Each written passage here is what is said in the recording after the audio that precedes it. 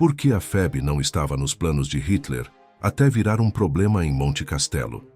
A história que você está prestes a ouvir não começa com tiros, explosões ou ordens gritadas em alemão. Ela começa com um erro. Um erro silencioso, estratégico e profundamente arrogante. Adolf Hitler, o homem que pretendia redesenhar o mapa da Europa, simplesmente não considerava o Brasil um fator relevante na guerra.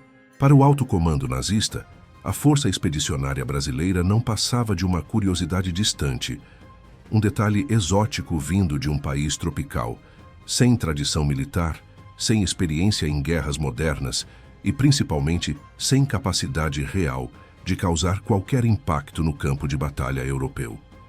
Essa subestimação não foi acidental. Ela foi construída com base em preconceito, desinformação e uma confiança excessiva na própria superioridade militar alemã. Nos gabinetes de planejamento do Reich, os inimigos eram classificados, estudados e hierarquizados. Britânicos eram previsíveis, americanos eram numerosos, soviéticos eram brutais. Mas os brasileiros simplesmente não entravam nessa equação. Não havia relatórios detalhados, não havia análises profundas, não havia protocolos específicos para enfrentá-los. Para Hitler, o Brasil era um aliado secundário dos Estados Unidos, distante demais para importar, irrelevante demais para merecer atenção. E foi exatamente essa negligência que abriu espaço para um dos maiores constrangimentos estratégicos da Alemanha na campanha da Itália. Quando os primeiros soldados brasileiros desembarcaram no teatro de operações, a expectativa alemã era clara. Eles não resistiriam. O inverno europeu, o terreno montanhoso, a guerra de posições e o desgaste psicológico deveriam quebrar rapidamente o moral de tropas vindas de um país tropical. O colapso era esperado. A retirada seria inevitável. Mas o que aconteceu foi o oposto. A FEB não apenas permaneceu em combate, como começou a aprender, se adaptar e, em pouco tempo, a impor dificuldades reais a unidades alemãs experientes. Aquilo que deveria ser uma presença simbólica começou a se transformar em um incômodo tático. Cada avanço brasileiro desmentia um relatório anterior. Cada posição conquistada contrariava uma expectativa alemã. Cada dia de resistência no frio, na lama e sob fogo inimigo desmontava a narrativa de inferioridade que havia sido criada em Berlim. E quanto mais a FEB provava sua capacidade, mais evidente ficava o erro inicial de Hitler. Ignorar completamente um inimigo é uma das formas mais perigosas de subestimá-lo. O problema não era apenas militar, era psicológico. A Alemanha estava sendo contrariada por soldados que, na teoria, não deveriam sequer estar ali. O choque se intensificou quando os brasileiros passaram a atuar em operações decisivas, enfrentando tropas alemãs entrincheiradas em posições consideradas difíceis, quase impraticáveis. O nome FEB começou a aparecer com mais frequência nos relatórios de campo, não como uma anedota, mas como uma variável incômoda. Um fator que não seguia o padrão esperado. Um inimigo que não se comportava como deveria. Para um exército obcecado por controle e previsibilidade, isso era alarmante. E foi nesse momento que a Força Expedicionária Brasileira deixou de ser ignorada e passou a ser um problema real. A guerra tem uma lógica cruel. Ela não perdoa erros de avaliação. Quando Hitler percebeu que havia desprezado um adversário que aprendia rápido, resistia sob pressão e lutava com determinação, já era tarde demais para corrigir completamente o erro. A FEB já estava integrada ao esforço aliado, já conhecia o terreno, já tinha experiência de combate e, principalmente, já havia conquistado respeito no campo de batalha. O que começou como desdém, terminou como preocupação. E essa transformação não aconteceu da noite para o dia. Ela foi construída combate após combate, posição após posição, silêncio após silêncio. Esta história não é apenas sobre batalhas. É sobre como a arrogância estratégica pode se tornar uma fraqueza fatal. É sobre como soldados considerados irrelevantes provaram seu valor no ambiente mais hostil possível. E é sobre como a Força Expedicionária Brasileira entrou na guerra fora dos planos de Hitler, mas saiu dela como uma pedra incômoda no sapato do Reich. Se você quer entender como essa virada aconteceu, como a FEB passou da invisibilidade ao impacto real e por que isso ainda ecoa na história militar, fique comigo até o final deste vídeo. E se esse tipo de narrativa profunda, humana e estratégica faz sentido para você, já deixe seu like, porque isso ajuda o canal a continuar trazendo histórias que quase ninguém conta. Quando a Segunda Guerra Mundial é lembrada, a narrativa dominante costuma girar em torno das grandes potências: Alemanha, Estados Unidos, União Soviética e Reino Unido. No meio desse cenário colossal, a presença do Brasil parece, à primeira vista, deslocada, quase improvável. Um país distante dos grandes centros do conflito, sem tradição recente em guerras internacionais, enviando tropas para lutar em um dos teatros mais difíceis da Europa. Para muitos, inclusive para os próprios inimigos, isso soava mais como um gesto político do que como uma decisão militar relevante. E foi exatamente essa leitura superficial que moldou a forma como a Alemanha nazista enxergou a força expedicionária brasileira desde o início. A entrada do Brasil na guerra não foi imediata nem simples. Ela foi resultado de pressões geopolíticas, ataques diretos a navios mercantes brasileiros e de uma reconfiguração estratégica do Atlântico Sul. Ainda assim, quando a FEB foi finalmente formada e enviada à Itália, a percepção externa era de improviso. Soldados mal preparados, equipamentos defasados e uma tropa que supostamente não suportaria o choque da guerra moderna. Essa imagem não surgiu do nada. Ela foi alimentada por preconceitos culturais, desinformação e, sobretudo, pela arrogância de quem acreditava que a vitória já estava desenhada. Nos relatórios alemães iniciais, a FEB quase não aparecia. Quando aparecia, era citada de forma genérica, sem aprofundamento, como uma força secundária dentro do dispositivo aliado. Para o comando nazista, o verdadeiro perigo vinha dos americanos, dos britânicos e, principalmente, do avanço soviético no leste. O fronte italiano já era visto como um teatro secundário, e dentro dele, os brasileiros ocupavam um degrau ainda mais baixo na escala de preocupação. Era uma cadeia de subestimações que pouco a pouco começaria a ruir. O que os alemães não compreenderam naquele momento é que a guerra não é feita apenas de tradição militar ou fama histórica. Ela é feita de adaptação, resistência psicológica e capacidade de aprender sob pressão. A FEB chegou à Itália sem experiência de combate real, mas com algo que não podia ser medido em relatórios: disposição para provar que estava ali por mérito, não por favor. Cada soldado brasileiro carregava não apenas um fuzil, mas o peso de representar um país inteiro que nunca havia lutado naquele palco. O ambiente italiano tratou rapidamente de eliminar qualquer romantismo. Frio intenso, lama constante, posições fortificadas, artilharia pesada e uma guerra de desgaste que testava limites físicos e mentais diariamente. Era nesse cenário que a FEB deveria fracassar, segundo as expectativas alemãs. Mas, em vez disso, começou a se moldar. Aprendeu com os erros, absorveu a experiência aliada e construiu sua própria forma de operar. A guerra deixou de ser um conceito distante e passou a ser uma realidade brutal, enfrentada de frente. Essa introdução é essencial para entender o ponto central desta história. A FEB não virou um problema para Hitler de repente.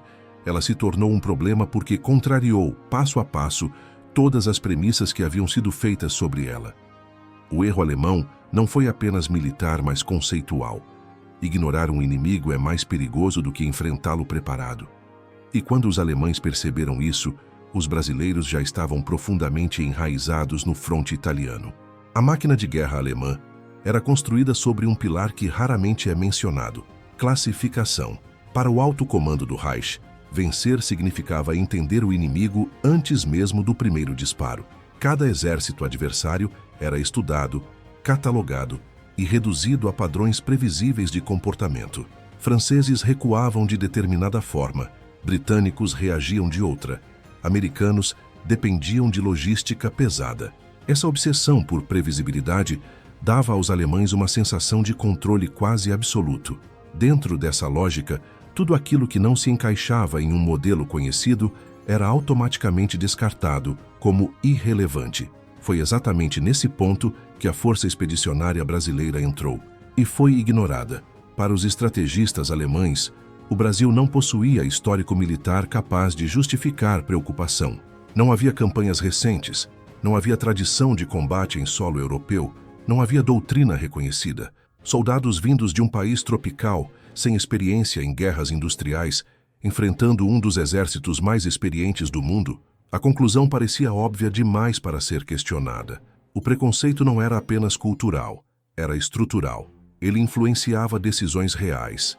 Menos vigilância, menos recursos alocados e menor prioridade nas análises de inteligência. Esse erro foi reforçado por uma leitura superficial do próprio fronte italiano. Para a Alemanha, a Itália já era um teatro defensivo, secundário, mantido mais para retardar os aliados do que para obter vitórias decisivas. Dentro desse cenário já considerado menos importante, a FEB ocupava o último degrau da escala de ameaças.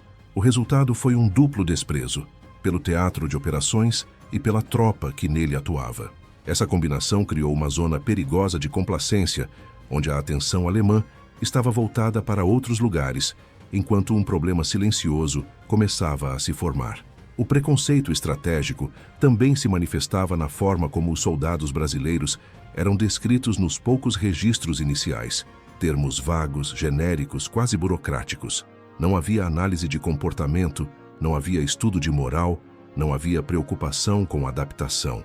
Para um exército que sempre valorizou inteligência detalhada, essa ausência de profundidade dizia muito. A FEB não era vista como um inimigo a ser compreendido, mas como um detalhe passageiro, destinado ao desgaste natural do ambiente. O que os alemães não perceberam é que a imprevisibilidade é uma arma poderosa. Um inimigo que não segue padrões conhecidos não reage como o esperado. Ele surpreende.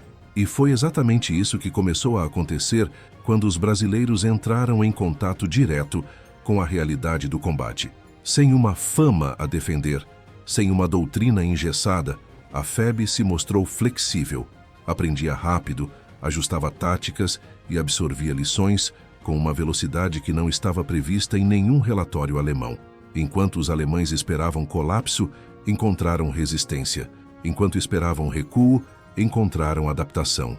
Cada dia em que a FEB permanecia operando no frio, na lama e sob pressão, quebrava um pouco mais a narrativa construída em Berlim. O preconceito inicial começou a gerar ruído interno. Por que aquela tropa ainda estava ali? Por que não havia sinais claros de desgaste moral? Perguntas que surgiram tarde demais para evitar as consequências. Esse primeiro erro, o preconceito estratégico, foi a base de todos os outros. Ele criou uma falsa sensação de segurança, permitiu falhas de avaliação e atrasou reações importantes. A Alemanha não perdeu a guerra por causa da FEB, mas a FEB mostrou de forma clara que a arrogância alemã tinha rachaduras. E quando essas rachaduras apareceram, o Reich já não tinha mais tempo nem margem para corrigi-las completamente. Se existia um elemento em que os alemães confiavam plenamente para neutralizar a Força Expedicionária Brasileira, esse elemento era o ambiente. A campanha da Itália não era apenas uma guerra contra homens armados, mas contra a própria geografia. Montanhas íngremes, vales estreitos, estradas precárias e vilarejos transformados em fortalezas naturais faziam daquele fronte um dos mais exaustivos da guerra. A isso se somava o inverno europeu, com frio intenso, neve constante, lama profunda e noites longas que corroíam o corpo e a mente. Para o comando alemão, soldados brasileiros vindos de um país tropical simplesmente não suportariam esse choque ambiental prolongado. A lógica parecia sólida. Tropas acostumadas ao calor, sem vivência prévia em climas extremos, deveriam apresentar desgaste acelerado, queda de moral e aumento de erros operacionais. O ambiente por si só faria o trabalho de enfraquecimento. Não seria necessário um esforço alemão extraordinário. Bastava esperar. O frio faria o resto. Mas a guerra raramente respeita expectativas teóricas, e a realidade no campo de batalha começou a contrariar cada uma dessas previsões. Nos primeiros contatos com o inverno, os brasileiros realmente sofreram. O frio era um inimigo invisível, constante, que infiltrava ossos, travava articulações e tornava cada movimento mais lento. A lama transformava deslocamentos simples em tarefas extenuantes. A visibilidade limitada aumentava a tensão psicológica. No entanto, em vez de provocar colapso, essas dificuldades forçaram a adaptação. A FEB aprendeu rapidamente a lidar com o ambiente hostil, ajustando rotinas, equipamentos e comportamentos. O sofrimento inicial virou aprendizado prático. Esse processo de adaptação surpreendeu não apenas os alemães, mas também aliados mais experientes. Os brasileiros passaram a operar com eficiência crescente em condições que deveriam ser intransponíveis. Marchavam, cavavam, mantinham posições e atacavam sob condições climáticas severas. O ambiente deixou de ser um fator exclusivamente negativo e passou a ser parte do jogo. A FEB não venceu o inverno, mas aprendeu a coexistir com ele. E em guerra, isso faz toda a diferença. Para os alemães, essa resistência era desconcertante. O ambiente era um dos poucos elementos que eles acreditavam controlar indiretamente. Se o clima não quebrava o inimigo, algo estava errado na equação.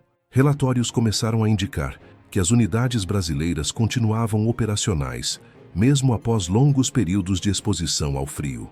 Não havia sinais claros de desintegração moral. Não havia retirada em massa. O fator natureza, que deveria trabalhar a favor da Alemanha, começava a falhar. Mais do que resistência física, o ambiente fortaleceu a coesão psicológica da FEB. Enfrentar o frio extremo, a lama constante e a guerra de posições criou um senso de identidade coletiva. Cada dificuldade superada reforçava a confiança interna da tropa. Cada noite suportada no fronte aumentava a sensação de pertencimento e propósito.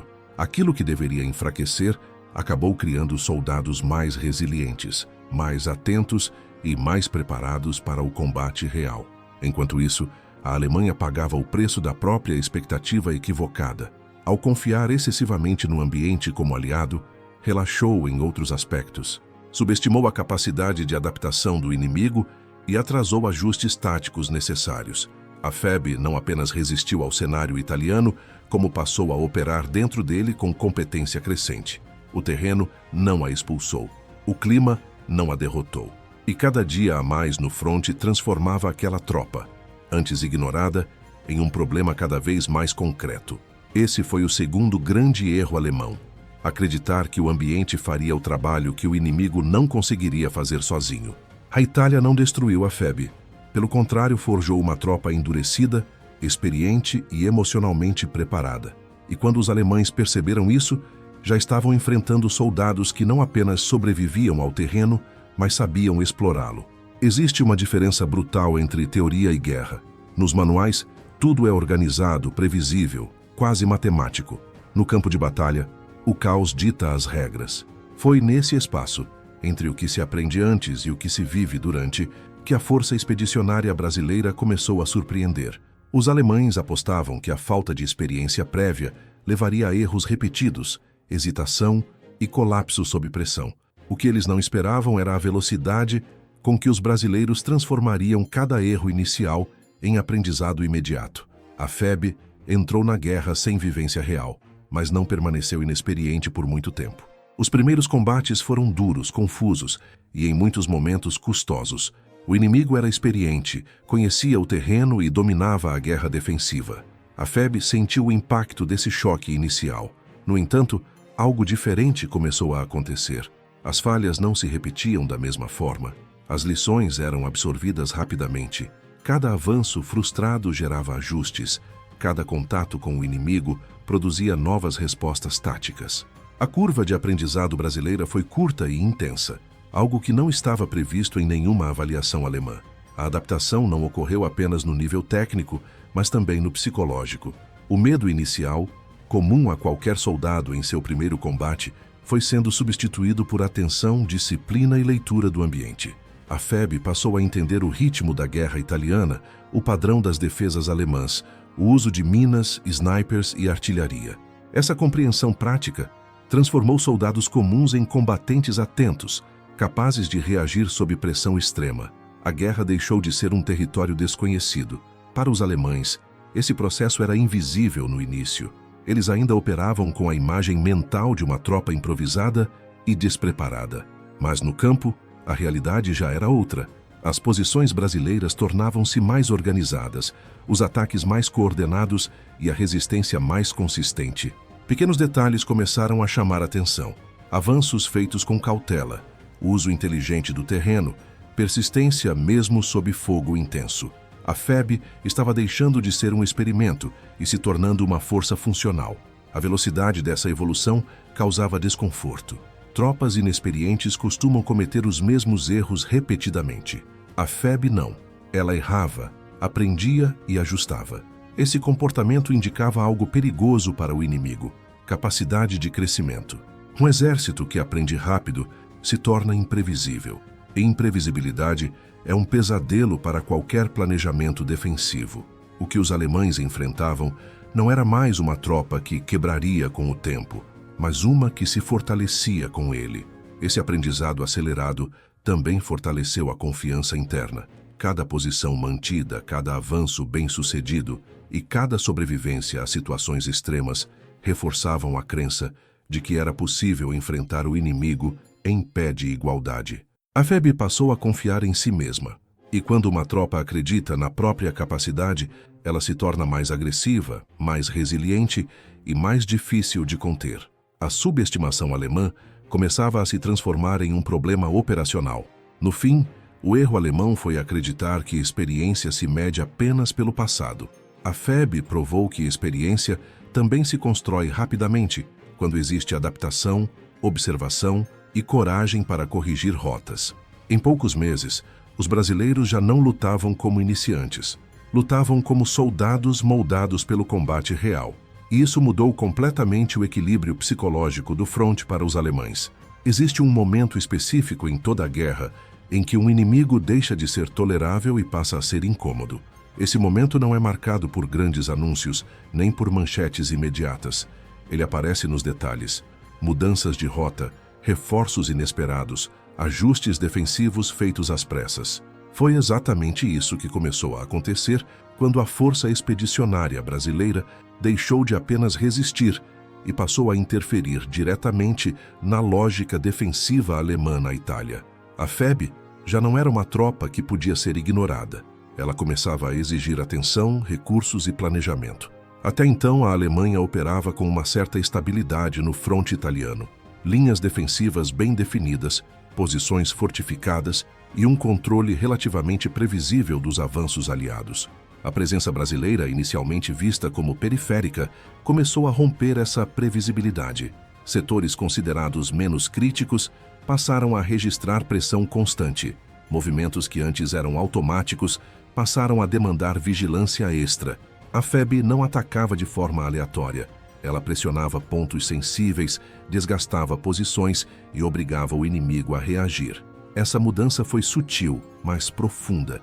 Cada vez que uma unidade alemã precisava reforçar um setor onde os brasileiros atuavam, isso significava menos recursos em outro ponto do fronte. Cada ajuste defensivo feito por causa da FEB gerava um efeito em cadeia.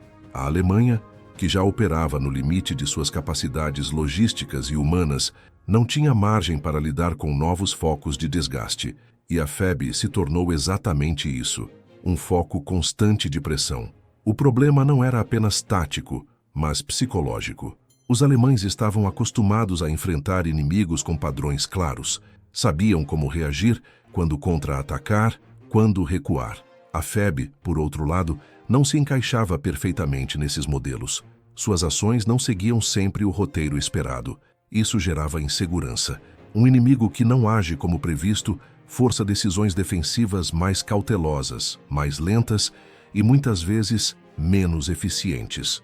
Com o tempo, essa interferência passou a aparecer de forma mais evidente nos relatórios de campo. O nome dos brasileiros começou a surgir associado a atrasos, perdas de posições e necessidade de reforços. Não como protagonistas absolutos da campanha, mas como um fator que complicava o trabalho alemão. E, em guerra, complicar o trabalho do inimigo já é uma forma poderosa de vitória. A FEB não precisava destruir grandes unidades alemãs para causar impacto, bastava obrigá-las a reagir fora do plano. Essa pressão constante também afetava o moral alemão. Enfrentar tropas consideradas secundárias e ainda assim ter dificuldades, gerava frustração. A narrativa interna de superioridade começava a ser questionada no nível mais básico. Se esses soldados não eram um problema, por que exigiam tanto esforço? Por que ocupavam tanto espaço mental e operacional? Perguntas como essas corroíam a confiança que sustentava a máquina de guerra alemã. O ponto mais crítico é que esses ajustes defensivos não foram planejados com antecedência. Eles foram reações. E reagir em guerra quase sempre significa perder a iniciativa. A FEB, ao forçar essas reações, tirou da Alemanha algo valioso: o controle absoluto do ritmo do combate em determinados setores. O inimigo já não ditava todas as regras, precisava responder. Foi nesse estágio que a Força Expedicionária Brasileira deixou definitivamente de ser invisível. Ela não era mais apenas uma tropa aprendendo. Era uma força que interferia, desgastava e obrigava o inimigo a se mover. Para Hitler e para o alto comando alemão, isso representava um problema real. Um problema que não estava nos planos iniciais. Um problema criado, em grande parte, pela própria subestimação. Na guerra, respeito não se pede. Ele é imposto pela realidade do combate. Para a Alemanha, admitir que a Força Expedicionária Brasileira merecia cautela foi um processo lento, desconfortável e silencioso. Não houve discursos formais nem reconhecimento público. O que houve foi uma mudança perceptível de comportamento no campo de batalha. Tropas que antes avançavam com confiança passaram a observar com mais atenção. Posições antes consideradas seguras começaram a ser reforçadas. O inimigo que não existia nos planos passou a existir nas decisões práticas. Esse respeito forçado nasceu da repetição. Não de um único confronto isolado, mas da constância. A FEB não era mais um elemento passageiro. Ela permanecia. Atacava, defendia, resistia e retornava no dia seguinte. Para um exército acostumado a quebrar moral inimigo pelo desgaste, essa persistência era perturbadora. A expectativa de colapso não se concretizou. Em vez disso, os brasileiros mostravam disciplina crescente e uma capacidade de sustentar combate que contrariava todas as previsões iniciais. Com o tempo, os alemães começaram a tratar os setores ocupados pela FEB de maneira diferente. Não era mais possível assumir fragilidade automática. A cautela aumentou. O uso de reconhecimento, artilharia e vigilância tornou-se mais intenso nessas áreas. Isso, por si só, já era uma vitória simbólica. Obrigar o inimigo a gastar mais energia, mais recursos e mais atenção é um sinal claro de relevância militar. A FEB havia cruzado essa linha invisível. Esse respeito também se manifestava na forma como os combates se desenrolavam. Os alemães passaram a reagir com mais rigor aos movimentos brasileiros, evitando subestimar avanços ou exposições. Isso indica uma mudança profunda de percepção. A FEB já não era vista como uma tropa que cometeria erros grosseiros ou recuaria facilmente sob pressão. Era tratada como um adversário que exigia resposta profissional, não improvisada. No plano psicológico, essa transformação foi ainda mais significativa. Para os soldados alemães no fronte, enfrentar brasileiros deixou de ser motivo de desprezo e passou a ser encarado com seriedade. A confiança automática deu lugar à prudência. E prudência em guerra costuma andar lado a lado com tensão. Cada avanço brasileiro carregava agora a possibilidade real de causar dano, de romper uma posição ou de forçar uma retirada. O medo não era absoluto, mas a indiferença havia desaparecido. Para a FEB, esse reconhecimento teve um efeito poderoso. Saber que o inimigo já não os via como irrelevantes fortalecia a moral e a coesão. Cada combate bem-sucedido confirmava que o esforço não era em vão. Os soldados brasileiros passaram a lutar não apenas para cumprir ordens, mas para sustentar uma reputação conquistada no campo de batalha. E isso cria um ciclo perigoso para o inimigo. Quanto mais respeito se impõe, mais confiança se constrói. A Alemanha, por sua vez, pagava o preço do atraso em reconhecer esse adversário. O respeito chegou tarde. Chegou quando os brasileiros já estavam adaptados, experientes e integrados ao esforço aliado. Não era mais possível neutralizar a FEB com facilidade. O que restava era lidar com ela como um problema consolidado, um problema que não deveria ter existido se tivesse sido levado a sério desde o início. Esse foi o ponto de virada simbólico. A FEB não apenas lutava, ela era levada em conta. E na lógica fria da guerra, isso é uma forma clara de vitória. O inimigo que começa sendo ignorado e termina sendo respeitado já venceu algo essencial: a batalha psicológica. A Alemanha aprendeu isso da maneira mais incômoda possível. O ponto final da subestimação alemã não veio com um anúncio formal, mas com uma constatação inevitável. A Força Expedicionária Brasileira havia se tornado parte estrutural do problema estratégico no fronte italiano. Não era mais uma variável ocasional, nem um incômodo localizado. A FEB estava integrada ao esforço aliado de forma funcional, consistente e perigosa para os planos alemães. A partir desse momento, qualquer decisão defensiva precisava considerar seriamente a presença brasileira. Ignorá-la já não era uma opção. Esse reconhecimento tardio teve consequências diretas. A Alemanha passou a operar sob pressão constante em setores onde antes mantinha relativa estabilidade. Cada movimentação brasileira exigia resposta. Cada avanço demandava reforços. Cada posição defendida pelos brasileiros se transformava em um ponto de atrito contínuo. O problema não era apenas o território conquistado, mas o tempo perdido, a energia consumida e o desgaste acumulado. A FEB não precisava vencer sozinha grandes batalhas para causar impacto. Ela corroía o sistema defensivo alemão dia após dia. A consolidação da FEB como problema definitivo também ficou clara na mudança de postura operacional alemã. Já não havia descaso. Havia cautela, planejamento e, em alguns casos, hesitação. Tropas que antes avançariam automaticamente passaram a medir riscos com mais cuidado. Isso atrasava ações, quebrava o ritmo defensivo e favorecia os aliados. Em guerra, perder o ritmo é quase tão perigoso quanto perder território. E a FEB contribuiu diretamente para essa perda de fluidez alemã. Outro aspecto decisivo foi a integração total da FEB com as forças aliadas. Os brasileiros já não operavam de forma isolada ou simbólica. Participavam de operações coordenadas, sustentavam posições críticas e cumpriam missões que exigiam confiança. Essa integração multiplicava seu impacto. Um inimigo inicialmente visto como secundário agora fazia parte de um sistema maior que pressionava a Alemanha em múltiplas frentes. A FEB deixou de ser um detalhe e passou a ser engrenagem. No plano psicológico, o dano era irreversível. A narrativa de superioridade alemã havia sido quebrada em mais um ponto. Se soldados vindos de um país ignorado pelo alto comando conseguiam se adaptar, resistir e interferir nos planos do Reich, então a guerra já não era mais tão controlável quanto se acreditava. Esse tipo de rachadura mental é devastador para um exército que depende da convicção absoluta na própria doutrina. A FEB não destruiu essa convicção sozinha, mas ajudou a enfraquecê-la. Para os brasileiros, esse momento representou a confirmação de algo essencial. Eles pertenciam àquele campo de batalha, não como figurantes, mas como combatentes legítimos.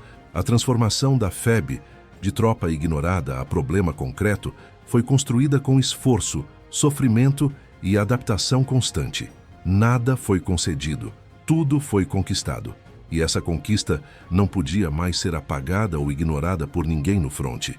Quando Hitler e o alto comando alemão finalmente entenderam que a FEB não estava nos planos iniciais, mas agora fazia parte do problema, o tempo já não jogava a favor deles. A guerra avançava, os recursos diminuíam e os erros acumulados cobravam seu preço. A Força Expedicionária Brasileira havia cumprido algo raro: provar seu valor onde ninguém acreditava que ela pudesse existir. A história da Força Expedicionária Brasileira na Segunda Guerra Mundial não termina quando os combates cessam. Ela começa exatamente ali, no silêncio que vem depois do último disparo, quando os números são contabilizados e as narrativas são consolidadas. O legado da FEB não está apenas nas posições conquistadas ou nas missões cumpridas, mas no significado profundo de sua trajetória. Um exército que entrou na guerra fora dos planos do inimigo, desacreditado, ignorado e subestimado, saiu dela como prova concreta de que a arrogância estratégica cobra um preço alto. A FEB não venceu a Alemanha sozinha, mas deixou uma marca impossível de apagar. Esse legado é imortal, porque rompe uma lógica histórica poderosa: a ideia de que apenas as grandes potências determinam os rumos da guerra. A FEB Mostrou que fatores como adaptação, resiliência e aprendizado rápido podem redefinir o papel de uma força considerada secundária. Soldados brasileiros enfrentaram o mesmo frio, a mesma lama, o mesmo medo e o mesmo inimigo que tropas mais famosas. E ainda assim, permaneceram, lutaram, aprenderam e impuseram respeito. Isso não é detalhe, isso é história. O erro de Hitler ao ignorar a FEB serve como lição atemporal. Em guerra e na vida, subestimar o outro é abrir espaço para ser surpreendido. A Alemanha acreditava que controlava todas as variáveis. A FEB foi a variável que escapou aos cálculos, não por genialidade isolada, mas por persistência coletiva. Cada soldado brasileiro carregava o peso de representar um país inteiro que nunca havia pisado naquele palco. E esse peso se transformou em força. O legado também vive na memória daqueles que lutaram. Muitos voltaram marcados física e psicologicamente. Outros jamais retornaram. Mas todos deixaram algo maior do que si mesmos. A prova de que o Brasil foi capaz de lutar em igualdade de condições em um dos conflitos mais brutais da história humana. A FEB não foi um acidente, foi uma resposta construída em silêncio, longe dos holofotes, mas sólida o suficiente para atravessar décadas. Hoje, quando se revisita a campanha da Itália, fica claro que a FEB não foi apenas um complemento simbólico do esforço aliado. Ela foi parte real do desgaste alemão, parte real da pressão constante, parte real da quebra de expectativas. E isso transforma completamente a pergunta inicial deste vídeo. A FEB não estava nos planos de Hitler porque ele acreditava que não precisava considerá-la. Ela virou um problema exatamente por isso, porque ninguém se prepara para o que despreza. Esse é o verdadeiro legado imortal da Força Expedicionária Brasileira.